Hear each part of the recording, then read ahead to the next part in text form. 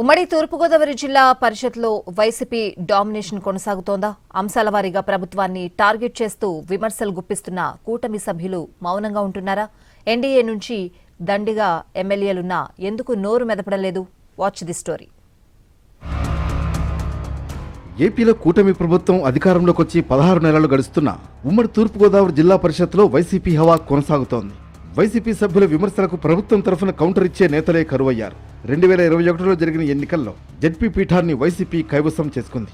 జిల్లా పరిషత్ చైర్మన్ గా ఎన్నికైన విప్పర్తి వేణుగోపాలరావు పదవీ కాలం వచ్చే ఏడాది సెప్టెంబర్ వరకు ఉంది.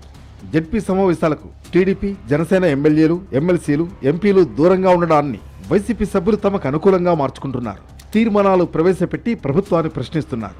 అయితే జిల్లా పరిషత్ సమావేశాలకు బీజేపీ ఎమ్మెల్యే, ఎమ్మెల్సీ మాత్రమే రెగ్యులర్ గా హాజరవుతున్నారు. టీడీపీ, జనసేన నుంచి ఒకరిద్దరు తప్ప మిగతా వారు సంబంధం లేదన్నట్లు దూరంగా ఉంటున్నారన్న చర్చ జరుగుతోంది. వచ్చిన వాళ్ళు కూడా ఇలా కనబడి అలా వెళ్లిపోతున్నారన్న టాక్ వినిపిస్తోంది.